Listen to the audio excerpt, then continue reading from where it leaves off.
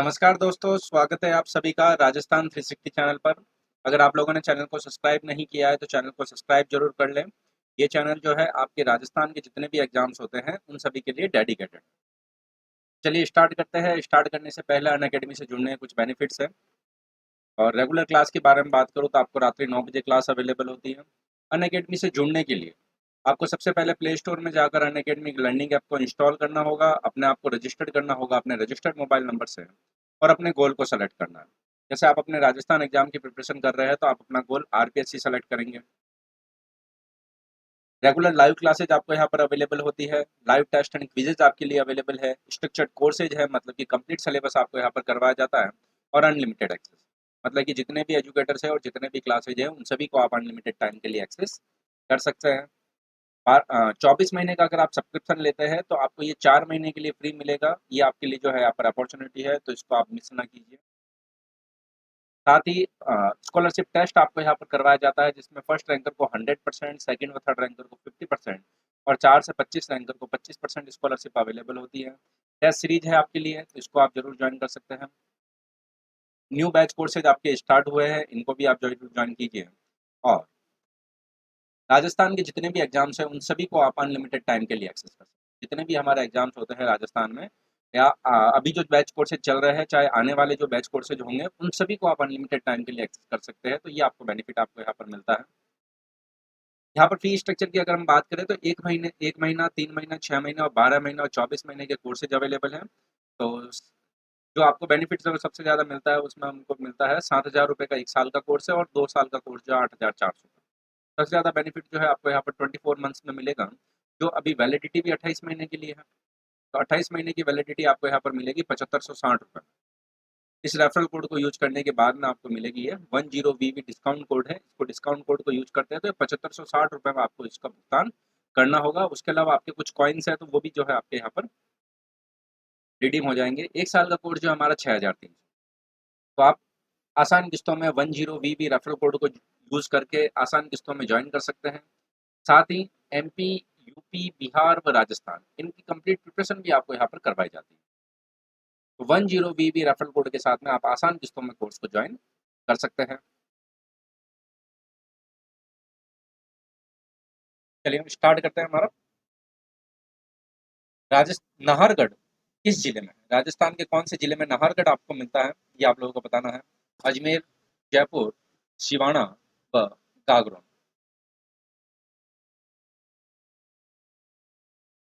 ये राजस्थान के जितने भी एग्जाम्स है आपके उन सभी के लिए हेल्पफुल आपको मिलेगी ये क्लास। राजस्थान में नाहरगढ़ कौन सी जगह पर? राजस्थान में नाहरगढ़ की अगर हम बात करें तो नाहरगढ़ है जयपुर में। जयपुर में हमको नाहरगढ़ मिलता है। तो यहाँ पर पहले प्रश्न का आंसर हो जाएगा हमारा बी, जयपुर। या दो या बी जो भी दे रहे हैं वो सही आंसर दे रहे हैं। राजस्थान में रायका है, तो रायका इनमें से राजस्थान में क्या है ये आप लोगों को बताना है। नमक के व्यापारी, परंपरागत घोड़े के पालन पोषण करता, परंपरागत ऊंट के पालन पोषण करता, और गांव से गांव माल बेचते थे।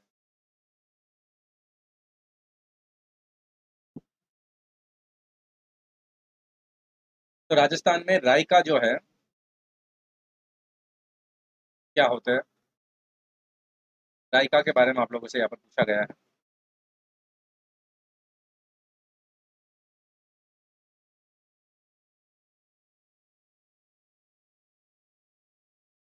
तो देखिए रायका के बारे में अगर हम यहाँ पर बात करें तो परंपरागत ऊंट के पालन पोषण करता रायका कहलाते थे। 3 नंबर हमारा जो है ऑप्शन यहाँ पर सही आंसर हो।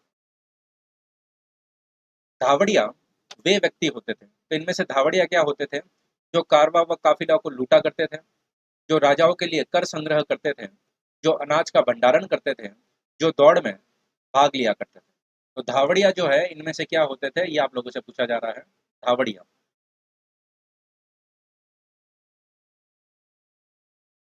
जो कारवों को लूटते, कारवों व काफिलों को लूटते थे, जो राजाओं के लिए कर संग्रह करते थे, जो अनाज का भंडारण करते थे, जो दौड़ में भाग लिया करते थे।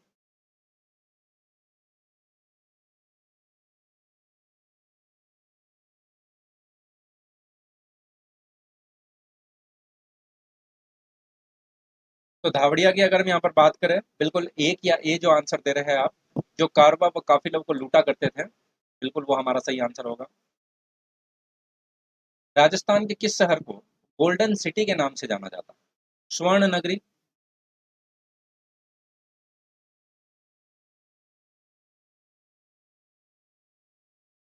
गोल्डन सिटी के नाम से इसमें से किसको जाना जाता है? उदयपुर, जैसलमेर, बीकानेर और जोधपुर।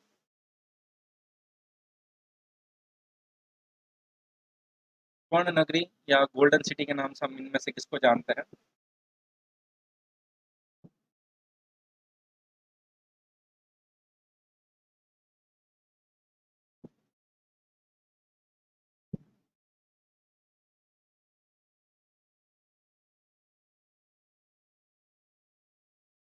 राजस्थान में गोल्डन सिटी के नाम से हम जानते हैं जैसलमेर को। स्वर्ण नगरी जो है आपकी जैसलमेर। वही अगर हम यहाँ पर बात करें तो ये आप लोगों को पता होगा, ये झीलों की नगरी और ये सूर्य नगरी। रणकपुर के जैन मंदिर का निर्माता कौन था? तो इनमें से वे कौन थे जो रणकपुर के जैन मंदिर के निर्माता थे? धर्मक शाह, वास्तुपाल व तेजपाल, महाराणा कुंभा और विमल शाह। रणकपुर के जैन मंदिर के निर्माता इनमें से कौन थे, ये आप लोगों को बताना।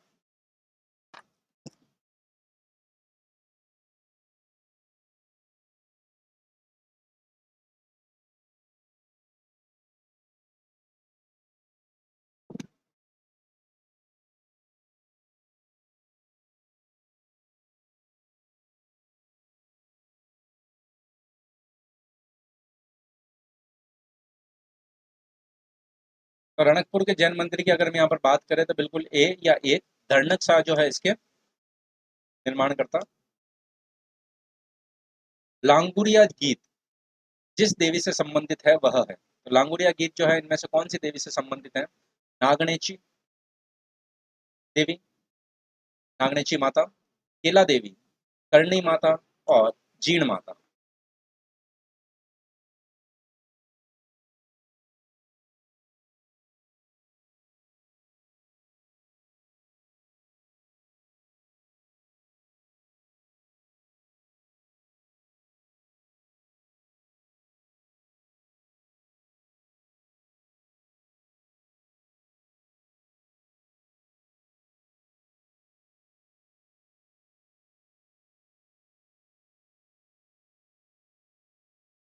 लांगुरिया गीत जो है यहाँ पर कौन सी देवी से संबंधित है? तो लांगुरिया गीत की अगर हम यहाँ पर बात करें तो बी, बिल्कुल आप सही आंसर दे रहे हैं, केला देवी से संबंधित है।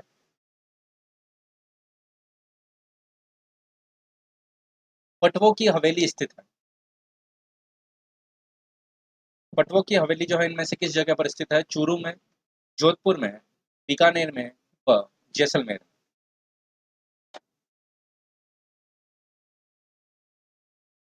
पटवों की हवेली जो है इनमें से किस जगह पर स्थित है, ये आप लोगों को बताना है।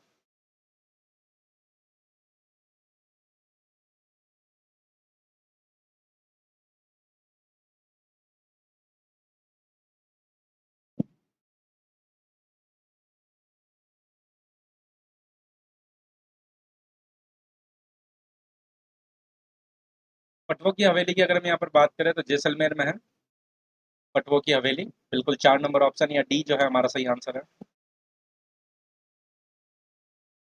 राजस्थान में 1857 का विद्रोह सर्वप्रथम कहाँ पर प्रारंभ हुआ? राजस्थान में 1857 का विद्रोह जो है इनमें से वह कौन सा स्थान है जहाँ पर प्रारंभ होता है? नीमच, नसीराबाद, हरिनपुरा व खेरवाड़ा।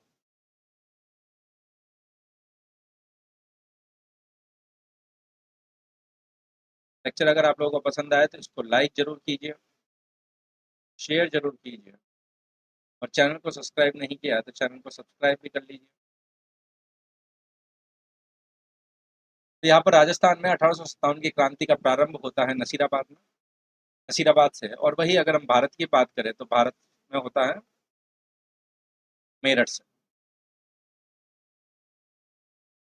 हड़प्पा सभ्यता के अंतर्गत जोते हुए खेतों के साक्ष्य कहाँ मिलते हैं? जुते हुए खेतों का साक्ष्य हमको हड़प्पा सभ्यता में किस जगह पर मिलते हैं? लोथल, कालीबंगा, रोपड़ व आहड़।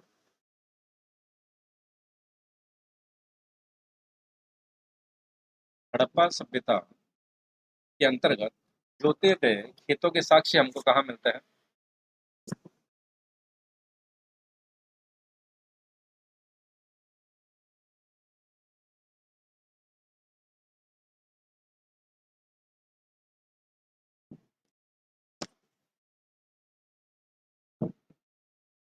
तो हड़प्पा सभ्यता के साक्ष्य की अगर मैं यहाँ पर बात करें तो बिल्कुल कालीबंगा में मिलता है। जोते हुए खेतों की साक्ष्य जो हमको यहाँ पर कालीबंगा।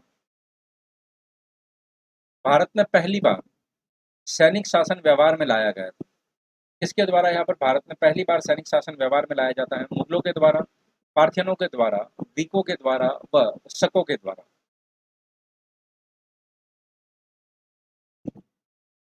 भारत में पहली बार सैनिक शासन व्यवहार में लाया जाता है।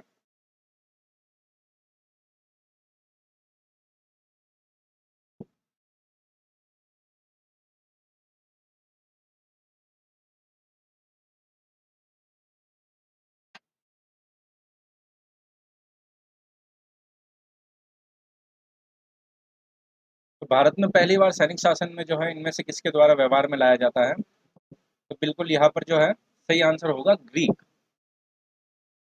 3 नंबर पे ग्रीक होगा आपका ऑप्शन। ग्रीकों द्वारा।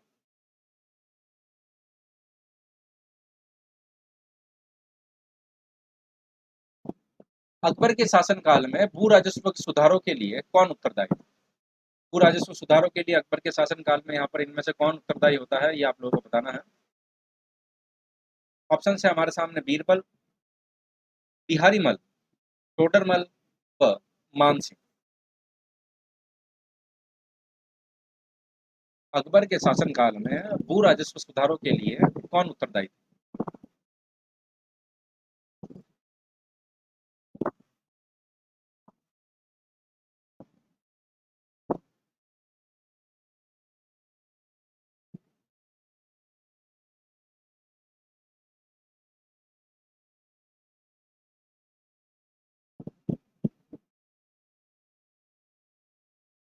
तो अकबर के शासनकाल में भू राजस्व सुधारों के लिए यहाँ पर कौन उत्तरदायी था? तो उसकी अगर हम यहाँ पर बात करें तो वह था टोडरमल।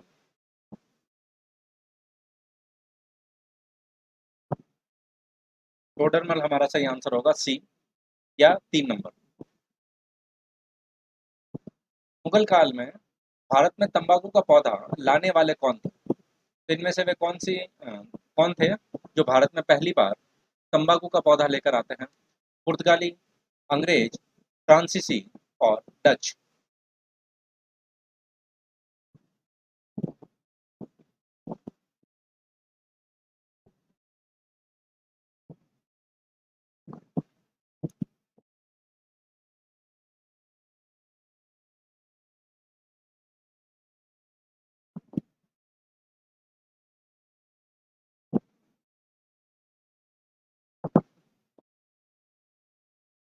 भारत में पहली बार तंबाकू का पौधा लाने वाले इनमें से कौन थे?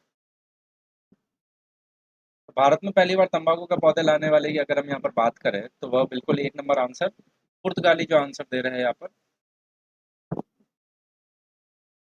पुर्तगाली में हमारा सही होगा।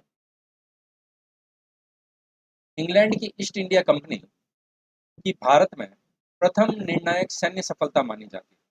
तो इंग्लैंड की जो ईस्ट इंडिया कंपनी थी उसकी भारत में पहली कौन सी सैन्य सफलता मानी जाती है? प्लासी का युद्ध, बक्सर का युद्ध, पानीपत का युद्ध और कर्नाटक का युद्ध।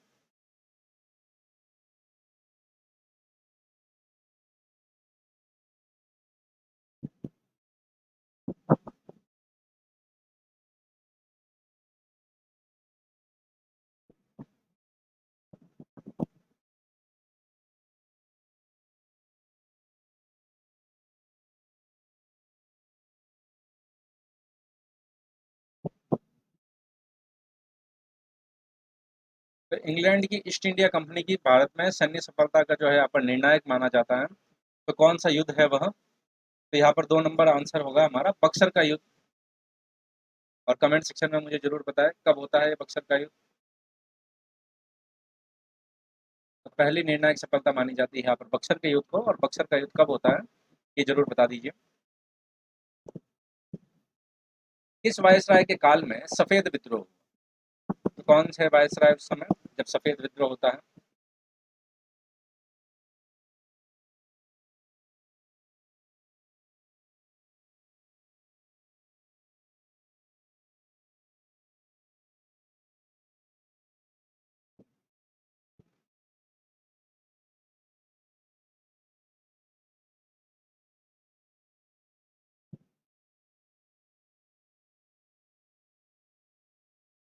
किस वायसराय के काल में सफेद विद्रोह होता है? तो सफेद विद्रोह यहाँ पर लॉर्ड कैनिंग के काल में।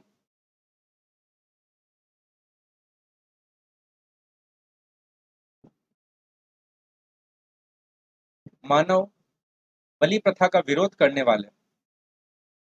के कारण अंग्रेजों का विरोध करने वाली जनजाति थी। मानव बलि प्रथा का विरोध करने के कारण अंग्रेजों का विरोध करने वाली यहाँ पर जनजाति कौन सी थी? उराव, नाइकदा, होंड व कुकी।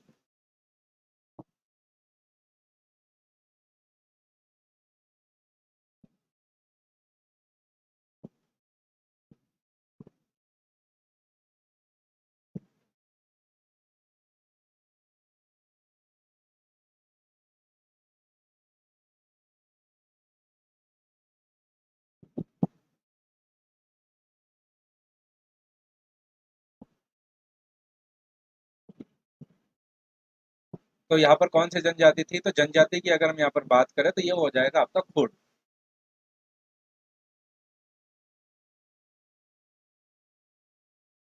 1857 की क्रांति के समय ब्रिटेन का प्रधानमंत्री कौन था? तो इनमें से कौन ब्रिटेन के प्रधानमंत्री थे? Lloyd George, Lord Palmerston, Benjamin डीआरजी, डिज़रायली और गैल्डस्टोन। 1857 की क्रांति के समय इंग्लैंड का प्रधानमंत्री कौन था?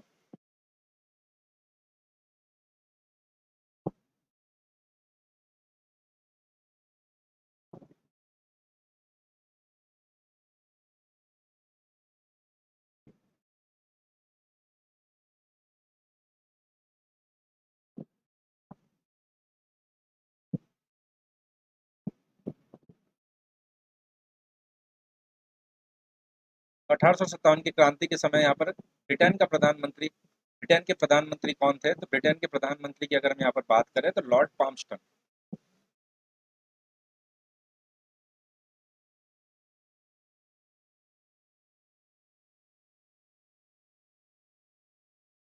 बी हमारा यहाँ पर सही हो जाएगा, लॉर्ड पाम्पस्टन। कौन सा महाद्वीप मानव जाति की मानव जाति का जन्म स्थल कहलाता है, जन्म स्थली कही जाती है? कौन सा महाद्वीप है यहाँ पर? एशिया, अफ्रीका, यूरोप व दक्षिण अमेरिका।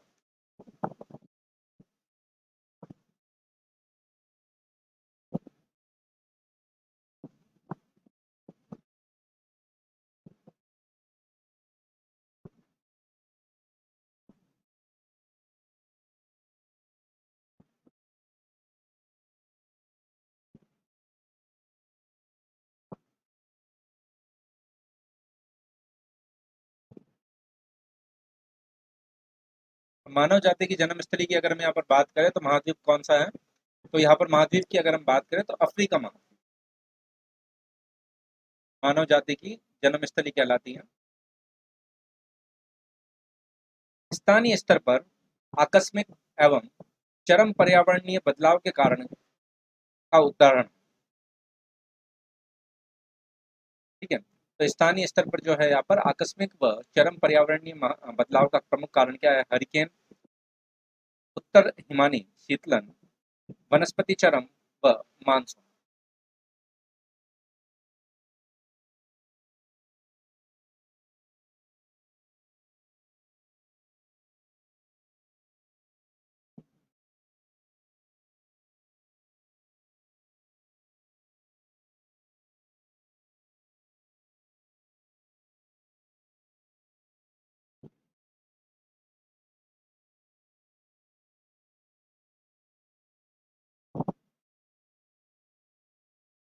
तो यहाँ पर अगर हम बात करें तो बिल्कुल 1 नंबर ऑप्शन हमारा सही आंसर होगा, हरिकेन। हरिकेन के बारे में अगर हम बात करें तो हरिकेन जो है हमारा यहाँ पर चक्रवात होता है, उष्णकटिबंधीय चक्रवात का नाम। है, उष्णकटिबंधीय चक्रवात का नाम जो है हमारा यहाँ पर हरिकेन। प्रति चक्रवात सामान्यतः किस क्षेत्र में उत्पन्न होता है? तो इनमें से वे कौन से क्षेत्र है जहाँ पर हमको प्रति चक्रवात उत्पन्न होते हैं? आर्कटिक क्षेत्र और भूमध्य रेखीय क्षेत्र, मरुस्थलीय क्षेत्र और शीतोष्ण कटिबंधीय क्षेत्र। प्रति चक्रवात कहाँ पर उत्पन्न होते हैं ये आप लोगों को बताना है।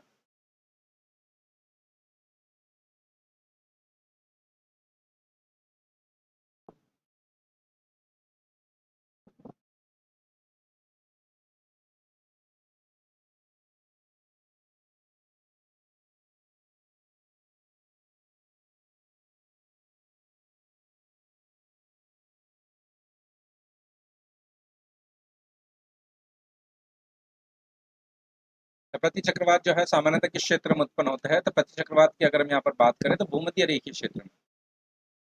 ठीक है, बी हमारा यहाँ पर सही आंसर होगा, भूमध्य रेखीय क्षेत्र।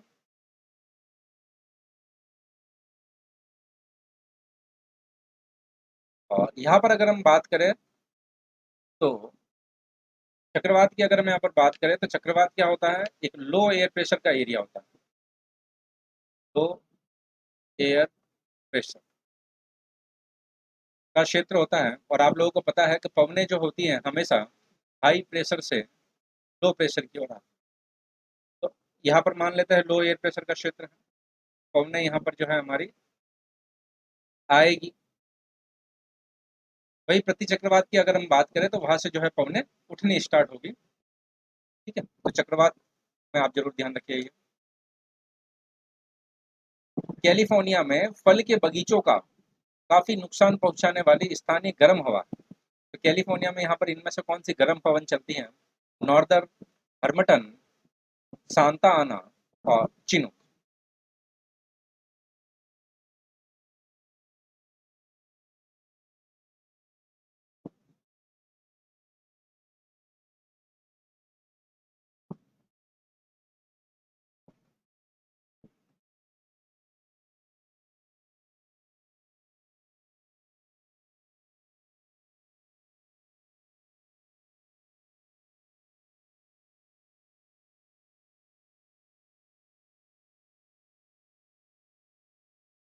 तो कैलिफोर्निया में चलने वाली स्थानीय गर्म पवन की अगर हम यहाँ पर बात करें तो वह है सांता। और ये भी बता देंगे मुझे कैलिफोर्निया कहाँ पर है? कालीमंतान किस द्वीप का अंग है? वह है, किस द्वीप का अंग है? इनमें से किसका अंग है? होशू, क्यूबा, बोर्निया और मेडागास्कर।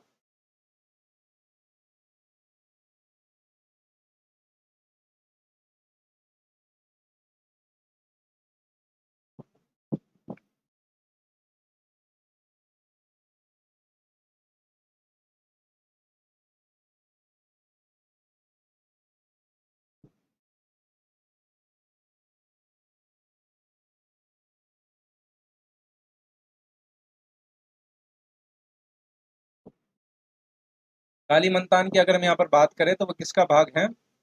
वह Borneo. 3 number option, 3 number option हमारा यहाँ पर सही होगा। 3 या सी जो आंसर दे रहे हैं वो सही होगा। हिमालय पर्वत श्रृंखला की एक श्रेणी अराकान योमा स्थित है। तो अराकान योमा जो है हिमालय की ही पर्वत श्रेणी है, वो कहाँ पर स्थित है? नेपाल में, तिब्बत में, म्यांमार में और थाईलैंड में।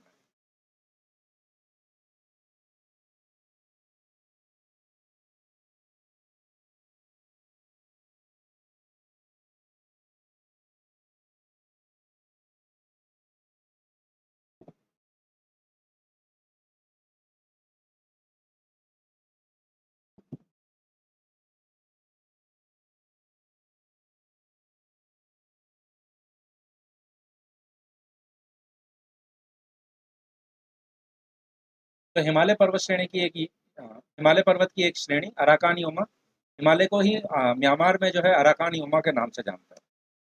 ठीक है, हिमालय को ही हमारे म्यांमार में अराकान योमा के नाम से जानते हैं। तो सी या म्यांमार जो है हमारा यहाँ पर सही आंसर होगा। निम्नलिखित में से कौन सी एक लैगून झील नहीं है? तो इनमें से कौन सी लैगून झील नहीं है ये आप लोगों को बताना है।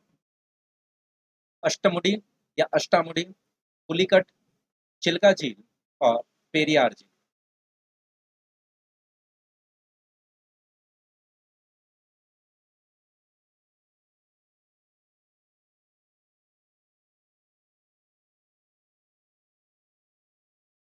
तो इनमें से कौन सी एक लेगून झील नहीं है, ये आप लोगों से पूछा था। तो लेगून झील नहीं की अगर हम यहाँ पर बात करें, एक नंबर अष्टमुडी झील जो है यहाँ पर केरल में है, वो लेगून झील नहीं है। भारत का सबसे बड़ा चावल उत्पादक राज्य इनमें से कौन सा है? सबसे बड़ा चावल उत्पादक राज्य? पश्चिम बंगाल, आंध्र प्रदेश, उत्तर प्रदेश और पंजाब।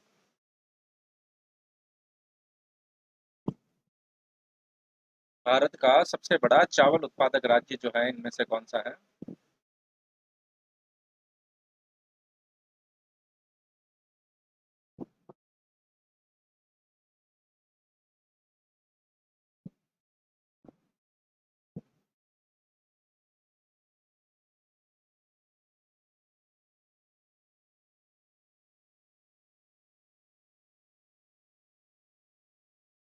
तो भारत का सबसे बड़ा चावल उत्पादक राज्य की अगर हम यहाँ पर बात करें तो बिल्कुल एक वेस्ट बंगाल होगा हमारे यहाँ पर।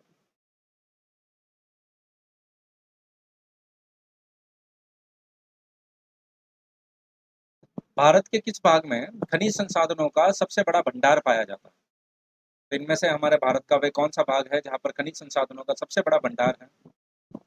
दक्षिण में, दक्षिण पूर्व में, पश्चिम में और उत्तर में। भारत के किस भाग में खनिज संसाधनों का सबसे बड़ा भंडार मिलता है?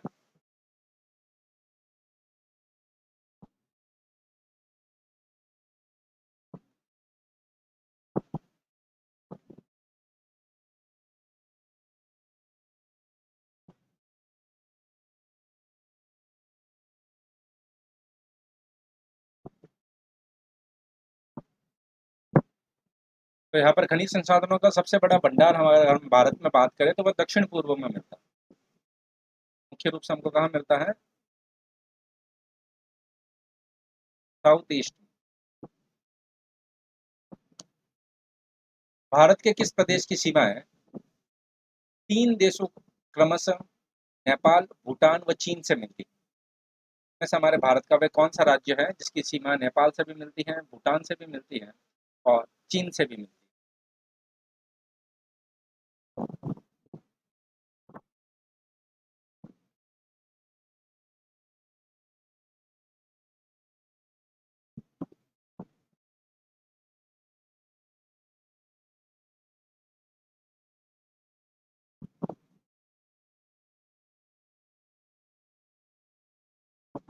तो नेपाल, भूटान व चीन से मिलने वाली यहाँ पर तो अगर हम बात करें तो सिक्किम है, आप सभी को पता है हमारा।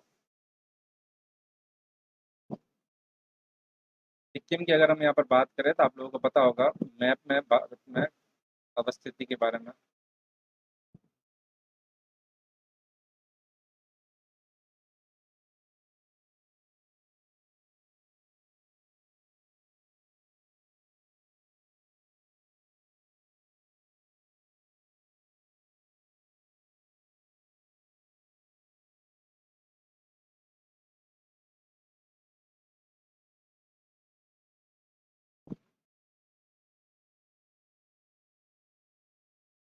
देखो जिस प्रकार से अगर हमारे भारत की जो है आकृति अगर हम यहाँ पर बनाए तो ये जो हमारा राज्य है ये सिक्किम है, ये यहाँ पर नेपाल, ये जो है भूटान और ये जो कंप्लीट जो है आपका चीन। नेपाल, भूटान व चीन के साथ में यहाँ पर सीमा साझा करता है हमारा सिक्किम। राजस्थान का वह जिला जहाँ उष्ण कटिबंधीय जो है उष्ण कटिबंधीय शुष्क है, इनमें से वह कौन सा जिला है हमारा? श्री गंगानगर, सिरोही, बीकानेर और नागौर।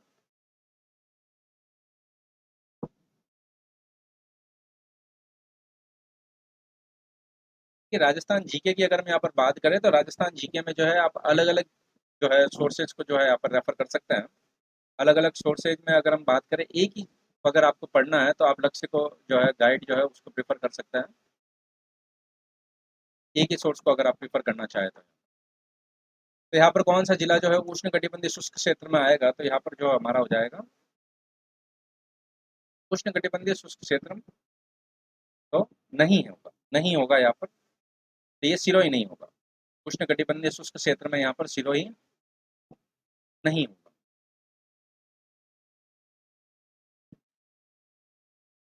राजस्थान में राजीव गांधी पर्यावरण संरक्षण पुरस्कार प्रदान किए जाते हैं।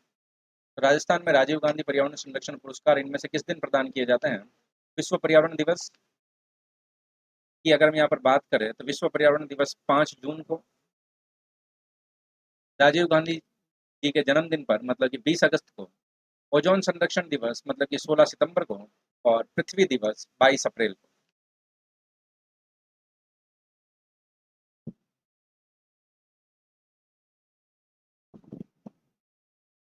राजीव गांधी पर्यावरण संरक्षण पुरस्कार राजस्थान में कब प्रदान किए जाते हैं, ये आप लोगों से पूछा जा रहा है।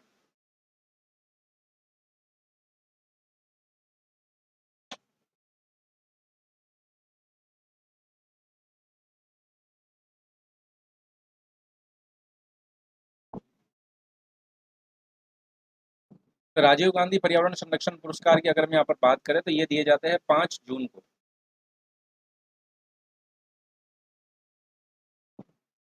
दिन होता है विश्व पर्यावरण दिवस।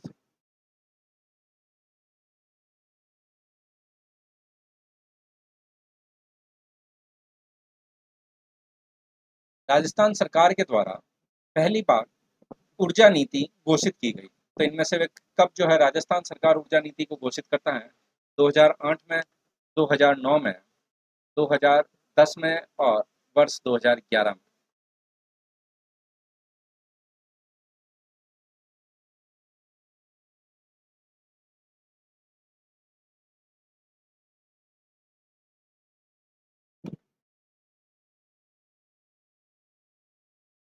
तो राजस्थान सरकार के द्वारा पहली बार जो है यहाँ पर ऊर्जा नीति घोषित की गई।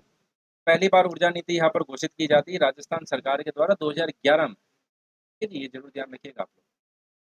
2011 में घोषित की जाती है। 2011 में जो है यहाँ पर कांग्रेस अशोक गहलोत की सरकार होती है। जनगणना 2011 के अनुसार राजस्थान के किस जिले में महिला साक्षरता दर न्यूनतम है? तो यहाँ पर महिला साक्षरता दर के बारे में बात हो रही है, और राजस्थान का वह कौन सा जिला है? सिरोही, बांसवाड़ा, बाड़मेर व जालोर।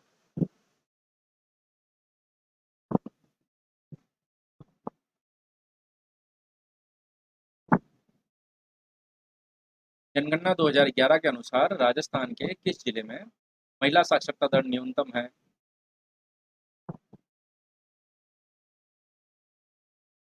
तो महिला साक्षरता दर न्यूनतम की अगर हम यहाँ पर बात करें तो ये हमको मिलती है बिल्कुल जालोर। सही आंसर दे रहे हैं।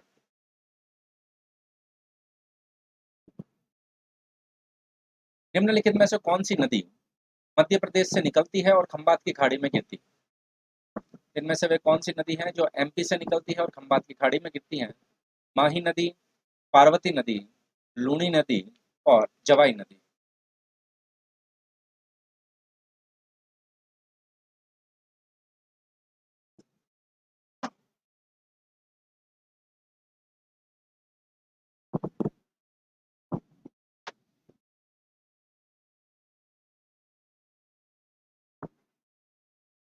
तो इनमें से नदियों की अगर हम यहाँ पर बात करें तो माही नदी हो जाएगा बिल्कुल। एक जो आंसर दे रहे हैं आप, सही आंसर दे रहे हैं। माही नदी जो है एमपी से निकलती है और खंबात की खाड़ी में गिरती है।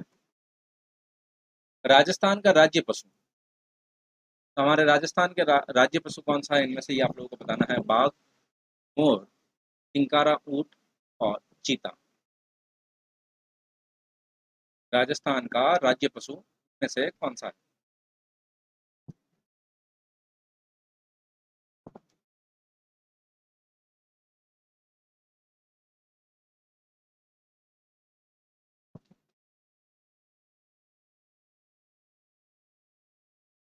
तो राजस्थान के राज्य पशु की अगर हम बात करें तो यहाँ पर आपका हो जाएगा 3 नंबर ऑप्शन, बिल्कुल चिंकारा।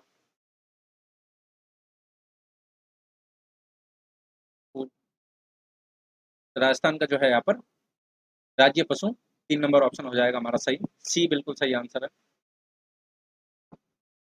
राजस्थान की जल नीति कौन से वर्ष में लागू की गई या जारी की गई? यहाँ पर जारी कब कौन से वर्ष में की जाती है हमारे राजस्थान की जल नीति? 1999, 2004, 2005 और 2007। राजस्थान की जल नीति किस वर्ष में जारी की गई?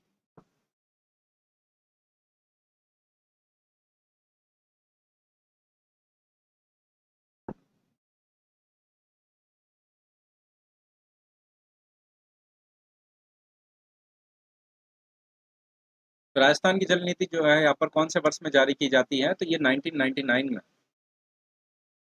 1999 में जो है हमारे राजस्थान की जल नीति को जारी किया जाता है। निम्न में से राजस्थान का ग्रेनाइट सिटी के रूप में जाना जाता है। तो इनमें से राजस्थान की ग्रेनाइट सिटी के रूप में हम किसको जानते हैं? सिरोही, जोधपुर, उदयपुर और जालोर। राजस्थान की ग्रेनाइट सिटी के रूप में किसे जाना जाता है, ये आप लोगों को बताना।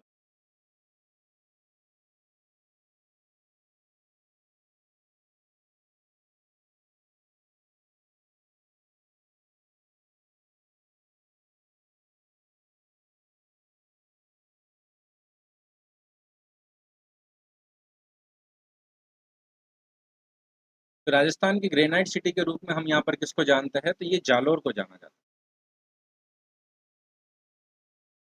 जालोर, डी हमारा यहाँ पर सही आंसर हो जाएगा। भारतीय संविधान की कौन सी अनुसूची दल बदल विरोधी कानून से संबंधित है? तो इसमें हमारे भारतीय संविधान की कौन सी अनुसूची दल बदल विरोधी कानून से संबंधित है? चौथी अनुसूची, आठवीं अनुसूची, 10वीं अनुसूची और 12वीं अनुसूची। लेक्चर अगर आप लोगों को पसंद आए तो इसको लाइक जरूर कीजिए, आप लोग शेयर जरूर कीजिए। चैनल को सब्सक्राइब नहीं किया तो चैनल को सब्सक्राइब भी कर लीजिए।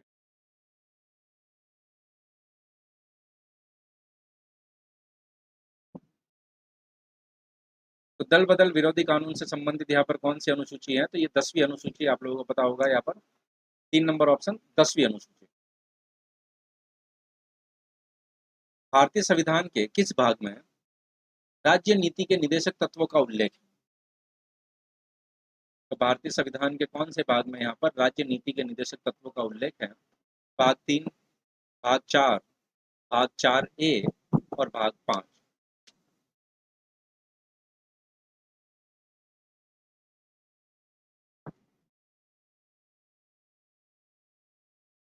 यहाँ पर directive principle of state policy DPSP के बारे में पूछा जा रहा है। डीपीएसपी जो है हमारे संविधान के कौन से भाग के अंतर्गत है? तो डीपीएसपी जो है हमारे संविधान के पार्ट 4 में, भाग 4 में है। उसकी अगर हम यहाँ पर बात करें तो अनुच्छेद 36 से लेकर अनुच्छेद 51, कहाँ से कहाँ तक है? आर्टिकल 36 टू 51 जो है हमारा यहाँ पर सही आंसर हो जाएगा, डीपीएसपी। निम्नलिखित में से या निम्नांकित में से कौन प्रधानमंत्री बनते समय राज्यसभा का सदस्य था? इनमें से कौन है जो प्रधानमंत्री बनते समय राज्यसभा के सदस्य होते हैं? इंदिरा गांधी, मोरारजी देसाई, वीपी सिंह और चरण सिंह। चौधरी चरण सिंह जी के बारे में पूछा, बोला है वो चरण सिंह की जगह। और जितने भी यहाँ पर जुड़े हैं आप सभी का स्वागत है, वेलकम है आपका। तो यहाँ पर कौन जो है प्रधानमंत्री बनते समय राज्यसभा से सदस्य था या थी?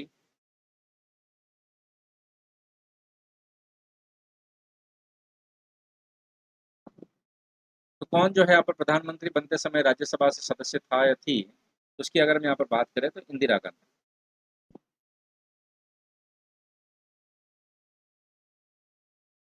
इंदिरा गांधी हमारा यहाँ पर सही आंसर हो जाएगा एक। वो वहां पर ऑप्शन की अगर हम यहाँ पर बात करें तो उसके अलावा मनमोहन सिंह जी भी थे, पर ऑप्शन में हमारा जो है मनमोहन सिंह जी नहीं है। बी आर अम्बेडकर का संविधान सभा में निर्वाचन हुआ था। तो भीमराव अम्बेडकर साहब का जो है यहाँ पर संविधान सभा में निर्वाचन जो है किस जगह से होता है, ये पूछा जा रहा है। पश्चिमी बंगाल से, तत्कालीन मध्य भारत से, मुंबई प्रेसिडेंसी से और पंजाब से।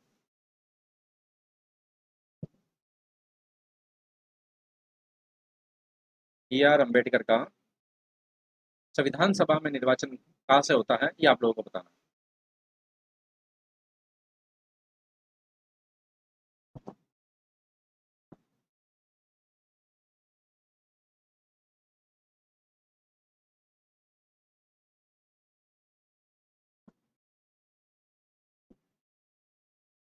तो देखिए, बी आर अम्बेडकर की अगर हम यहाँ पर बात करें तो यहाँ पर पहली बार जो है यहाँ पर सिलेक्शन जो होता है यहाँ पर वो वेस्ट बंगाल से होता है।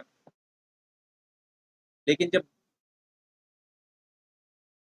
यहाँ पर पाकिस्तान जब अलग हो जाता है, पूर्वी पाकिस्तान बन जाता है, तो उनको जो है मुंबई प्रेसिडेंसी से जो है यहाँ पर इलेक्शन से जो है सीट दी जाती है। ठीक है, तो पहली बार जो अगर हम यहाँ पर बात करें तो उनका जो कहाँ से होता है, और तो वो हो जाएगा आपका वेस्ट बंगाल। भारतीय संविधान के किस अनुच्छेद में विभिन्न राज्यों से संबंधित विशिष्ट प्रावधान का उल्लेख, विभिन्न राज्यों से संबंधित विशिष्ट प्रावधान का उल्लेख हमारे भारतीय संविधान के कौन से अनुच्छेद में है? अनुच्छेद 370, 369, 371 और 372। भारतीय संविधान के किस अनुच्छेद में विभिन्न राज्यों से संबंधित विशिष्ट प्रावधान का उल्लेख है?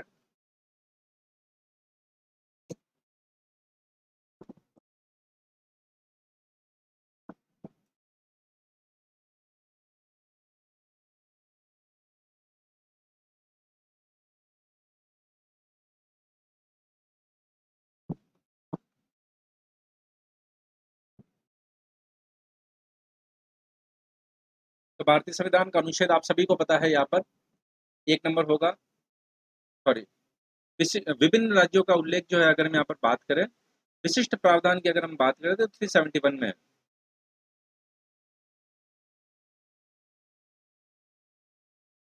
राज्य पुनर्गठन अधिनियम 1956 के पश्चात राज्य और संघ शासित प्रदेशों की संख्या क्रमशः कितनी थी? ये आपको यह बताना है। राज्य पुनर्गठन अधिनियम 1956 के पश्चात राज्य और केंद्र शासित प्रदेश या संघ शासित प्रदेशों की संख्या क्रमशः कितनी थी?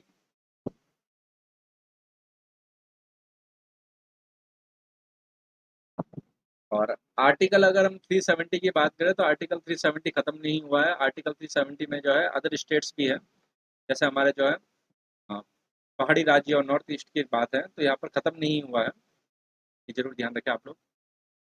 तो राज्य पुनर्गठन अधिनियम 1956 के पश्चात राज्य और संघ शासित प्रदेशों की संख्या यहाँ पर कितनी थी? राज्य और संघ शासित प्रदेशों की संख्या की अगर हम यहाँ पर बात करें तो संघ शासित प्रदेश थे 5 और राज्य थे 14। 14 राज्य और संघ शासित प्रदेश 5, तो एक नंबर ऑप्शन हमारा सही आंसर, 14 और 5। भारतीय संविधान के प्रथम अनुच्छेद के अनुसार भारत है। तो भारतीय संविधान का जो सबसे पहला अनुच्छेद है आर्टिकल 1, उसके अनुसार भारत क्या है? राज्यों का संघ, राज्यों का समूह, राज्यों का फेडरेशन और राज्यों का कन्फेडरेशन।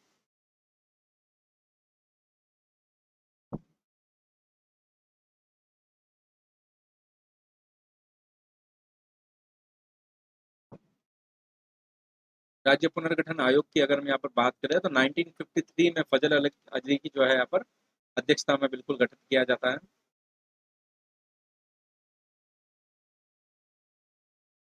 तो भारतीय संविधान के पहले अनुच्छेद के अंतर्गत के अनुसार जो है यहाँ पर भारत को क्या कहा गया है? तो यहाँ पर भारत को कहा गया है राज्यों का संघ।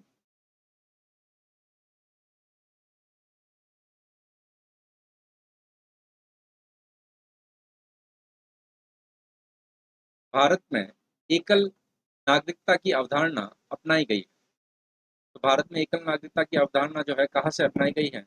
कनाडा से, फ्रांस से, आयरलैंड से व इंग्लैंड से।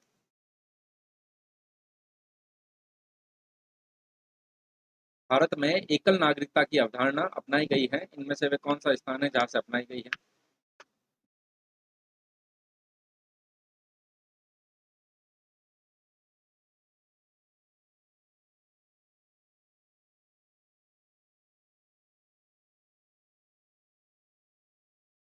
एकल नागरिकता की अवधारणा की अगर हम यहाँ पर बात करें तो हमारे भारत में इंग्लैंड से ही अपनाई गई। इंग्लैंड हमारा यहाँ पर सही आंसर हो जाएगा, 4 नंबर। प्रेस की स्वतंत्रता किस अधिकार में निहित है? इनमें से वे कौन सा अधिकार है जिसके अंतर्गत प्रेस की स्वतंत्रता निहित है? संघ निर्माण की स्वतंत्रता, नियमों के समान संरक्षण, भाषण स्वतंत्रता और कार्य और सामग्री सुरक्षा। तो प्रेस की स्वतंत्रता कौन सा अधिकार के अंतर्गत निहित है, ये आप लोगों को बताना।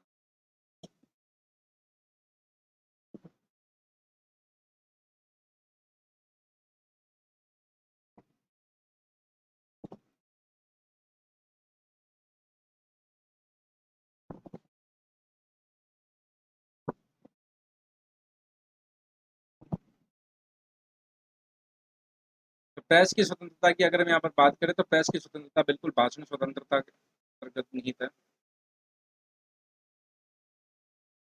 3 नंबर ऑप्शन जो है हमारा यहाँ पर सही आंसर होगा।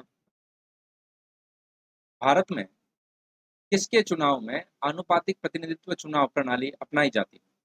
इनमें से किसके चुनाव में हम यहाँ पर आनुपातिक प्रतिनिधित्व चुनाव प्रणाली अपनाते हैं? राष्ट्रपति, विधानसभा, सॉरी विधान परिषद सदस्य, राज्यसभा सदस्य एवं उपराष्ट्रपति।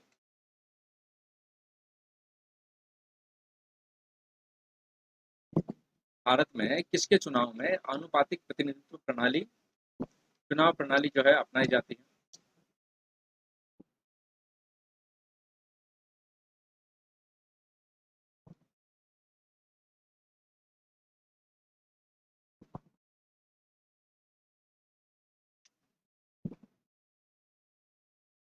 तो आनुपातिक प्रतिनिधित्व चुनाव प्रणाली जो हमारे भारत में कहाँ से अपनाई जाती है? तो ये राष्ट्रपति के चुनाव में जो है यहाँ पर अपनाई जाती है। किसी राज्य की मंत्रिपरिषद की बैठक की अध्यक्षता कौन करता है? किसी राज्य की मंत्रिपरिषद की बैठक की अध्यक्षता इनमें से कौन करता है? राज्यपाल, मुख्यमंत्री, गृह मंत्री और विधानसभा अध्यक्ष।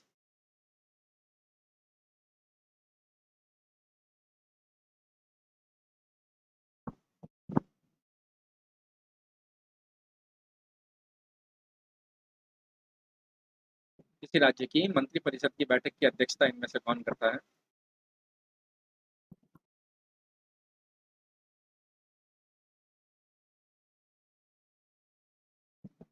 तो मंत्रिपरिषद की बैठक की अध्यक्षता की अगर हम यहाँ पर बात करें तो मंत्रिपरिषद की बैठक की अध्यक्षता जो है यहाँ पर मुख्यमंत्री करता है। बी हमारा सही आंसर हो जाएगा। किसी विधानसभा में कोई धन विधेयक निम्न में से किसकी अनुमति के बिना प्रस्तुत नहीं किया जा सकता? किसी विधानसभा में कोई धन विधेयक किसकी अनुमति के बिना प्रस्तुत नहीं किया जा सकता, ये आप लोगों को बताना है। राज्यपाल, विधानसभा अध्यक्ष, वित्त मंत्री और मुख्यमंत्री। लेक्चर अगर आप लोगों को पसंद आए तो इसको लाइक जरूर करें, आप अधिक से अधिक शेयर जरूर करें। चैनल को सब्सक्राइब नहीं किया तो चैनल को सब्सक्राइब भी कर लीजिए और बेल आइकन को जरूर प्रेस कीजिए जिससे आपको रेगुलर नोटिफिकेशन मिलते रहें। साथ ही 10VV रेफरल कोड का यूज अनअकैडमी में फ्री क्लासेज और 10% डिस्काउंट के लिए यूज कर सकते हैं। तो किसी विधानसभा में धन विधेयक निम्न में से किसकी अनुमति के बिना प्रस्तुत नहीं किया जा सकता? तो धन विधेयक की अगर हम यहाँ पर बात करें, धन विधेयक जो है यहाँ पर, ठीक है, तो धन विधेयक की अगर हम यहाँ पर बात करें तो राज्यपाल होगा। राज्य सरकार का प्रथम विधि अधिकारी होता है। तो राज्य सरकार का पहला विधि अधिकारी इनमें से कौन होता है? राज्य का वित्त मंत्री, राज्य का मुख्य न्यायाधीश, राज्य का महाधिवक्ता और राज्य का राज्यपाल।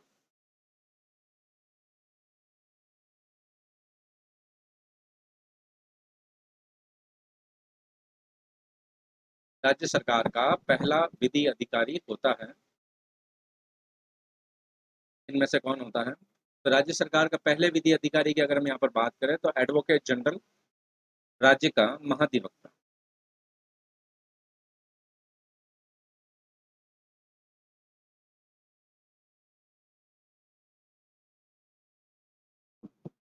महाधिवक्ता होगा यहाँ पर, सी हमारा सही आंसर हो जाएगा।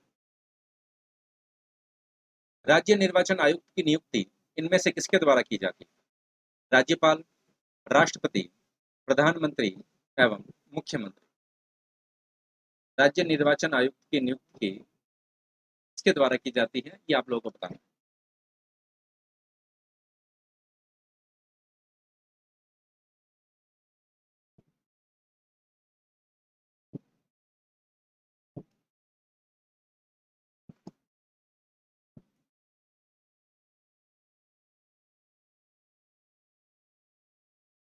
राज्य निर्वाचन आयुक्त की नियुक्ति जो है यहाँ पर इनमें से किसके द्वारा की जाती है, तो उसकी अगर हम यहाँ पर बात करें तो ये की जाती है गवर्नर के द्वारा, राज्यपाल के द्वारा।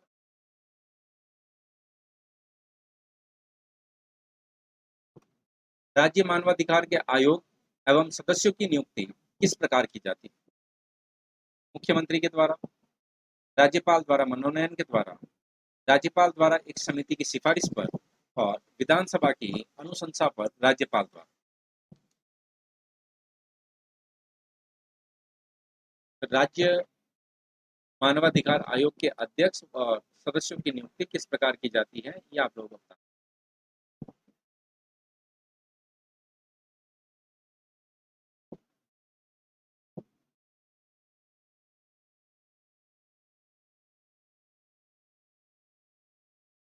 राज्य मानवाधिकार आयोग के अध्यक्ष व सदस्यों की नियुक्ति, तो अध्यक्ष व सदस्यों की नियुक्ति के बारे में अगर हम यहाँ पर बात करें तो राज्यपाल के द्वारा एक समिति की सिफारिश पर की जाती है। सी हमारा यहाँ पर सही आंसर हो जाएगा, या 3 नंबर ऑप्शन जो है हमारा सही आंसर होगा। निम्नलिखित में से कौन सा पदाधिकारी राज्य सरकार की आंख, कान और बाहों की भांति कार्य करता है? इनमें से किस सरकारी पदाधिकारी के बारे में बात हो रही है, ये आप लोगों को बताया।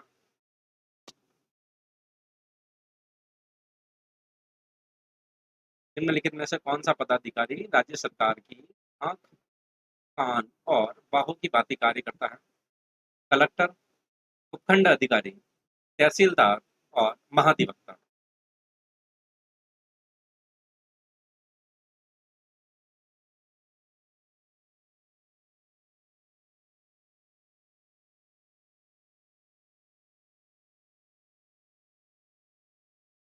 तो आंख, नाक और कान और बाहों की भांति कार्य करने वाला यहाँ पर कौन सा होगा, तो 1 नंबर आंसर होगा यहाँ पर कलेक्टर हमारा सही आंसर है। जिला कलेक्टर। ठीक है, तो 1 नंबर यहाँ पर हमारा सही आंसर होगा। राज्य की प्रशासनिक व्यवस्था का केंद्र होता है, तो राज्य की प्रशासनिक व्यवस्था का केंद्र यहाँ पर इनमें से कौन सा होगा? जिलाधीश, उपखंड अधिकारी, मुख्य सचिव और महाधिवक्ता।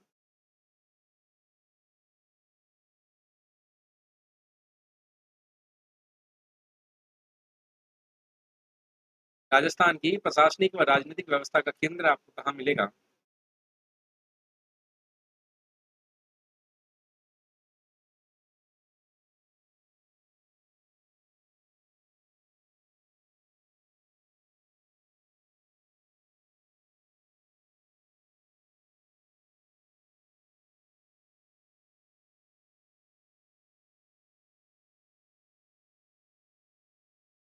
तो राजस्थान की प्रशासनिक व राजनीतिक राज्य की प्रशासनिक व्यवस्था का केंद्र की अगर हम यहाँ पर बात करें, तो राज्य की प्रशासनिक व्यवस्था का केंद्र हम यहाँ पर कहाँ मिलेगा, किसके पास मिलेगा? तो मुख्य सचिव, 3 नंबर पर मुख्य सचिव होगा। सी हमारा यहाँ पर सही आंसर हो जाएगा। राज्य के पहले मुख्य सतर्कता आयुक्त कौन थे? इनमें से कौन थे राजस्थान के पहले मुख्य सतर्कता आयुक्त?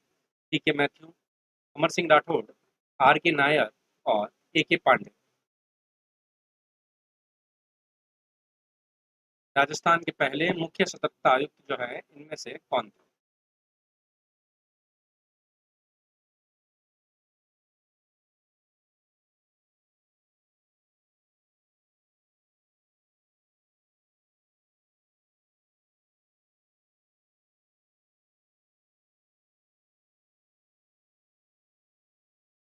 तो राजस्थान के पहले मुख्य सतर्कता आयुक्त की अगर हम यहाँ पर बात करें तो आर के नायर।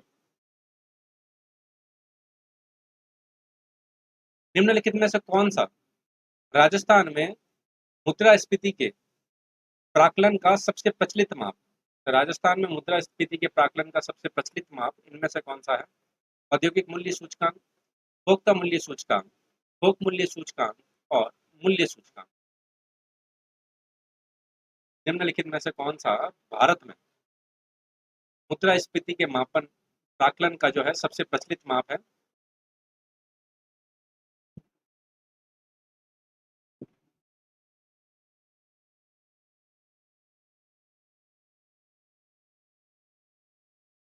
मुद्रास्फीति के मापन का सबसे प्रचलित माप की अगर हम यहाँ पर बात करें तो ये आपका हो जाएगा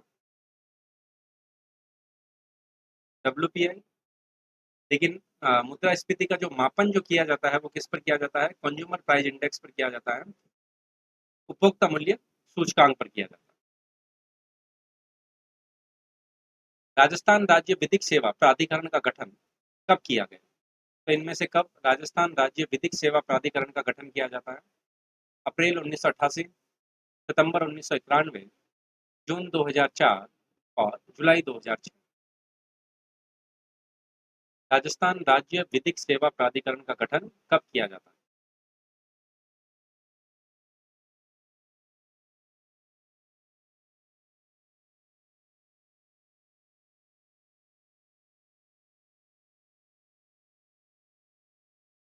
राजस्थान राज्य विधिक सेवा प्राधिकरण के गठन की अगर हम यहाँ पर बात करें तो ये आपको किया जाता है अप्रैल 1988।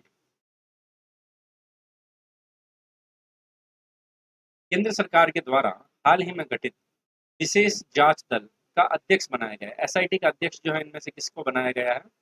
ये आप लोगों से पूछा गया है। रघुराम राजन को, एमबी शाह को, अरिजीत पसायत को और इनमें से कोई?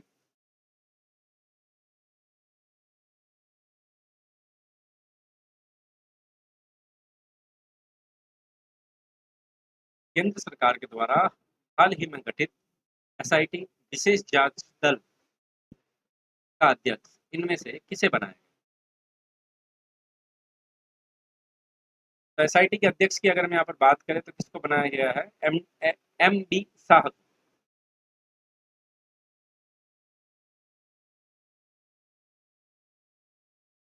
प्रतिवर्ष राष्ट्रीय समुद्री दिवस कब मनाया जाता है? तो इनमें से वे कौन सा दिन है जिस दिन राष्ट्रीय समुद्री दिवस मनाया जाता है? ये आप लोगों को बताना है। राष्ट्रीय समुद्री दिवस कब मनाया जाता है?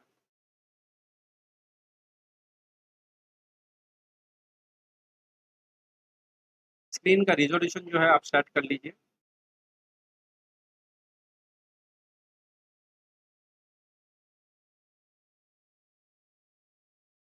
प्रतिवर्ष राष्ट्रीय समुद्री दिवस की अगर हम यहाँ पर बात करें तो प्रतिवर्ष राष्ट्रीय समुद्री दिवस आपका मनाया जाता है 5 अप्रैल।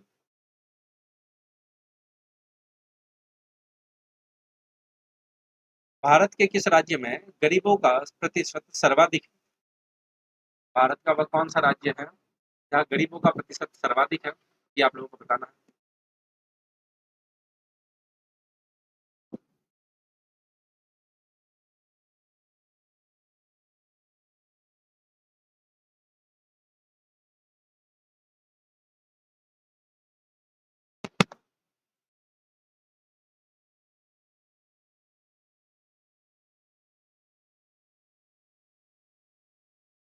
तो यहाँ पर अगर हम बात करें तो गरीबों का सर्वाधिक प्रतिशत जो है तो हमको कहाँ मिलता है? सबसे अधिक गरीब जो है यहाँ पर उड़ीसा में, 3 नंबर ऑप्शन से ही होगा। बैंक दर वह दर है जिस पर, तो बैंक दर क्या है ये आप लोगों से पूछा जा रहा है।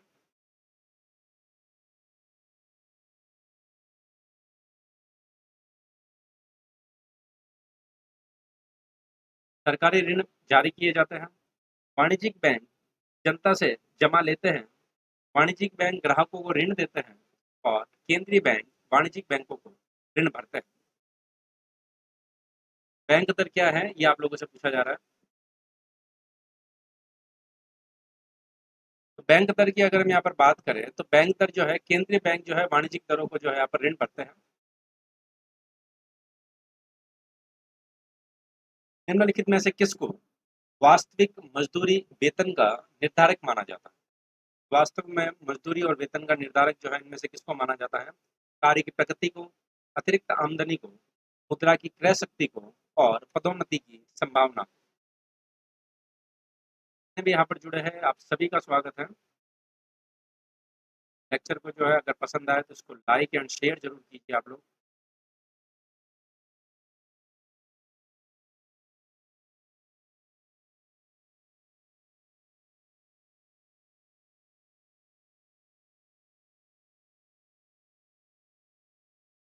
इनमें से किससे वास्तविक मजदूरी और वेतन का निर्धारक माना जाता है?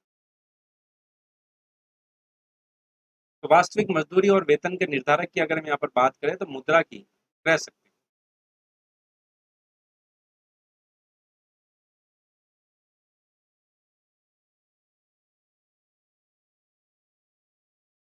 सी हमारा यहाँ पर सही आंसर हो जाएगा। भारत के कुल पेट्रोलियम उत्पादन का एक चौथाई से अधिक उत्पादित करने वाला राज्य इनमें से कौन सा है? महाराष्ट्र, राजस्थान, गुजरात और असम।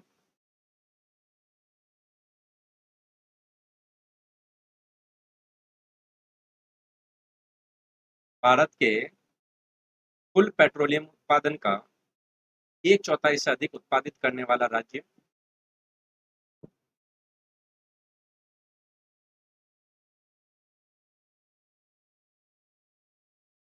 तो यहाँ पर अगर हम बात करें तो एक चौथाई से अधिक उत्पादन करने वाला राज्य हमारा कौन सा है? वह है हमारा राजस्थान। भारत की सबसे बड़ी म्यूचुअल फंड संस्था इनमें से हमारे भारत की सबसे बड़ी म्यूचुअल फंड की संस्था इनमें से कौन सी है? LIC, GIC, UTI और SBI।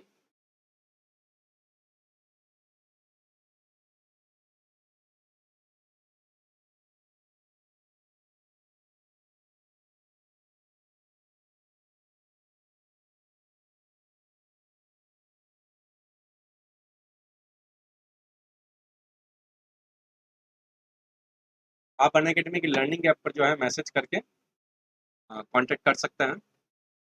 भारत की सबसे बड़ी म्यूचुअल फंड की संस्था इनमें से कौन सी है? तो भारत की सबसे बड़ी म्यूचुअल फंड की संस्था की अगर हम यहाँ पर बात करें तो ये UTI, सी हमारा सही आंसर हो जाएगा। निम्नलिखित प्रत्यक्ष करों में से किस कर से सरकार को अधिकतम राजस्व मिलता है? इनमें से वे कौन से कर है जिससे हमारी सरकार को सबसे अधिक राजस्व मिलता है? आयकर, संपत्ति कर, दान कर और निगम कर।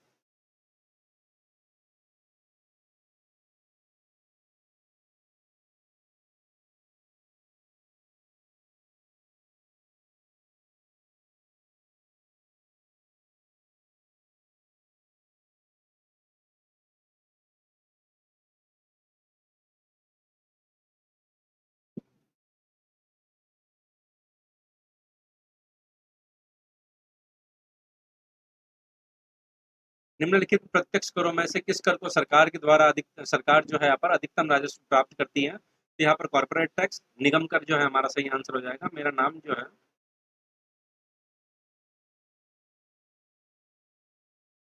विवेक वैष्णव, इस नाम से जो है आप अनअकैडमी की लर्निंग ऐप पर जो है मुझे सर्च कर सकते हैं और 10VV रेफरल कोड है, इससे आपको 10% डिस्काउंट जो है अवेलेबल होता है।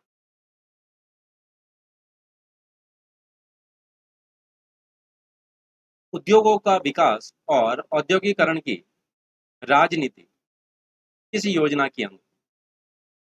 पहली, दूसरी, तीसरी व चौथी।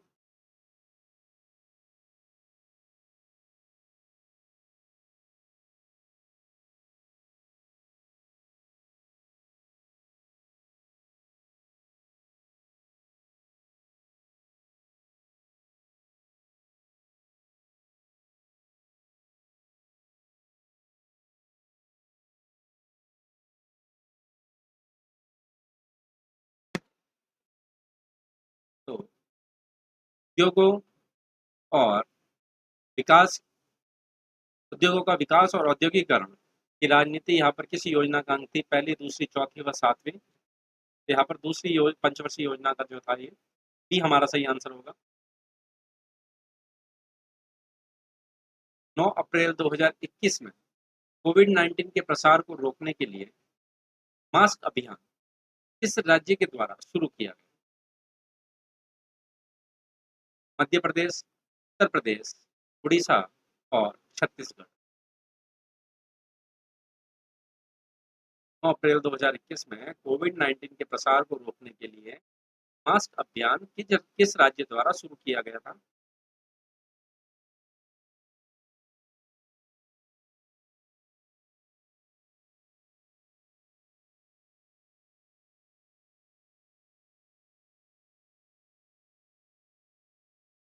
तो मास्क अभियान की अगर हम यहाँ पर बात करें तो मास्क अभियान जो है उड़ीसा के द्वारा शुरू किया।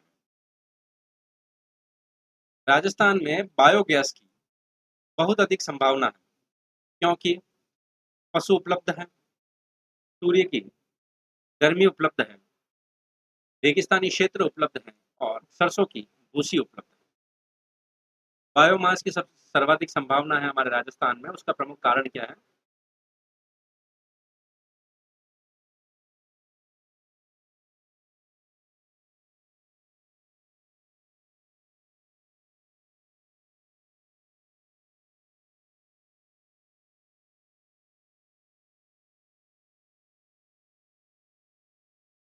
तो बायोमास की अधिक संभावना होने का प्रमुख कारण यहाँ पर क्या है?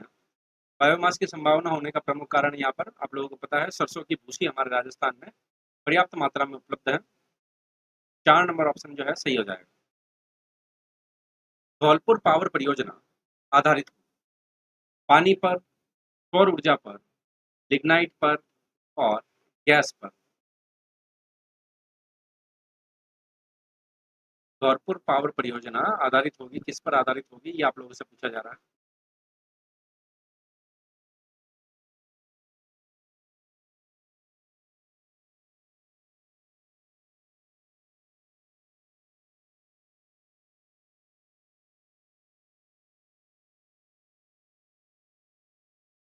धौलपुर पावर परियोजना आधारित होगी, यहाँ पर गैस पर आधारित होगी। बिल्कुल 4 नंबर ऑप्शन जो है हमारा सही है।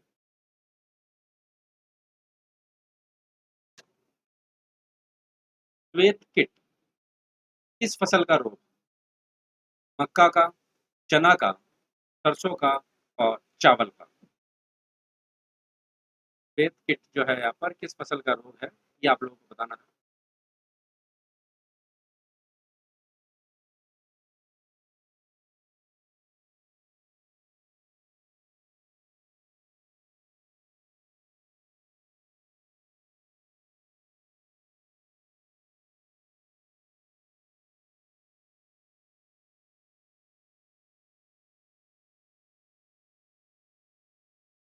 तो श्वेत किट की अगर हम यहाँ पर बात करें तो श्वेत किट जो है यहाँ पर सरसों का है।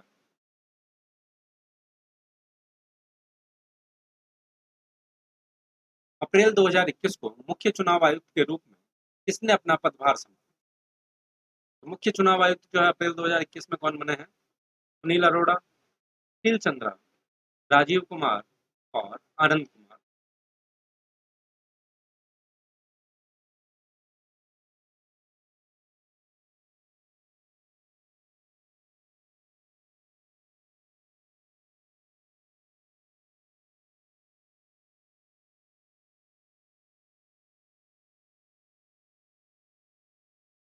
अप्रैल 2021 को मुख्य चुनाव आयुक्त के रूप में किसने पदभार ग्रहण किया? तो मुख्य चुनाव आयुक्त के रूप में यहाँ पर सुशील चंद्रा।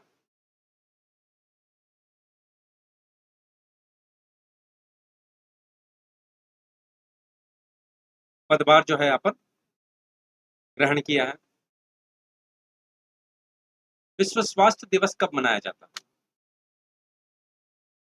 तो इनमें से विश्व स्वास्थ्य दिवस जो है कब मनाया जाता है?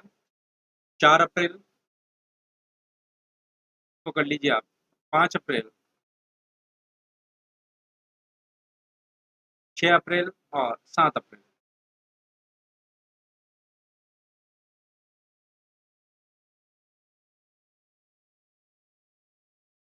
विश्व स्वास्थ्य दिवस जो है कब मनाया जाता है, ये आप लोगों को बताना है। विश्व स्वास्थ्य दिवस की अगर हम यहाँ पर बात करें तो बिल्कुल 4 नंबर ऑप्शन, 7 अप्रैल को मनाया।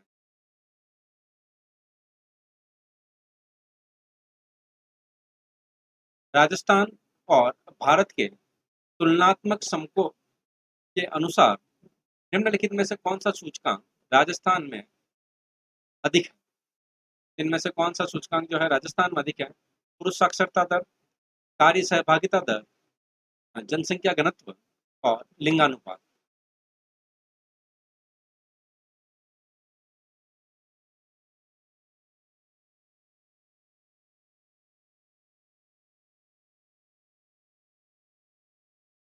तो राजस्थान और भारत के तुलनात्मक समको के अनुसार निम्नलिखित में से कौन सा सूचकांक राजस्थान में अधिक है?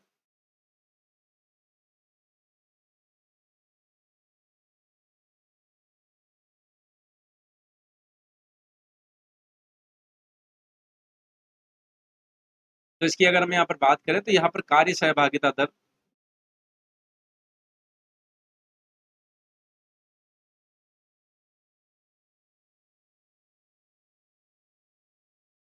राजस्थान में राज्य स्तरीय पशु मेले सबसे ज्यादा जिस जिले में, राजस्थान में राज्य स्तरीय पशु मेले इनमें से कौन से जिले में सर्वाधिक हैं?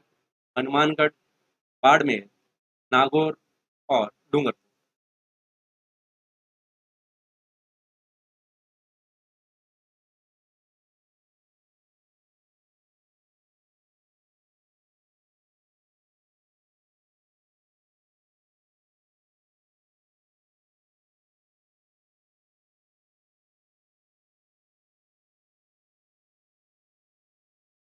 इस जिले में बढ़ते हैं सबसे अधिक पशु मेले, उनकी अगर हम यहाँ पर बात करें तो नागौर में बढ़ते हैं।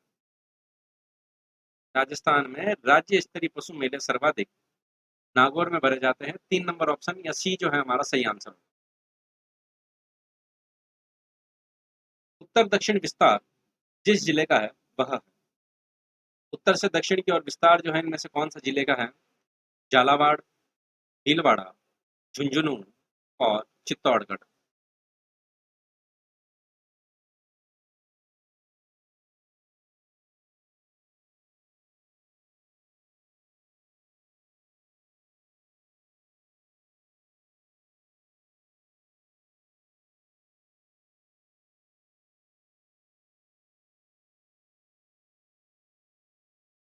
तो उत्तर दक्षिण विस्तार यहाँ पर किस जिले का है? तो उत्तर दक्षिण विस्तार की अगर हम यहाँ पर बात करें तो चित्तौड़गढ़। बिल्कुल डी जो है हमारा सही आंसर होगा। दूध देना बंद कर देने वाली गाय को राजस्थान गाय या भैंस को राजस्थान में क्या कहा जाता है? ऐसी गाय या भैंस जिसने दूध देना बंद कर दिया गया है उसको हम किस नाम से जानते हैं? ज्ञापन, पाखड़ी, पाखर व पान।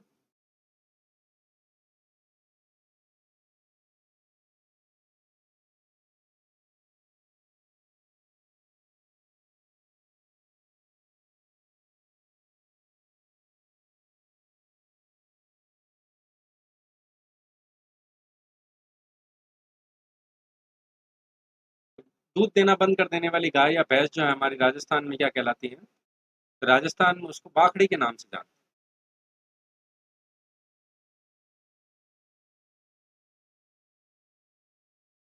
आस्था योजना संबंधित है, तो इनमें से किससे संबंधित है आस्था योजना? वृद्धजनों से, निशक्त जनों से, बालकों से और निम्न वर्ग से।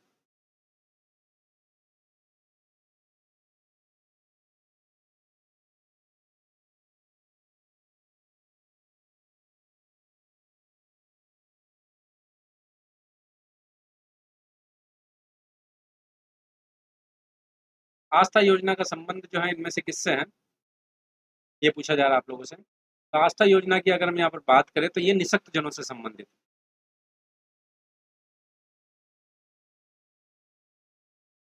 है। ये निशक्त जनों से संबंधित है आस्था योजना। बी हमारा यहाँ पर सही आंसर।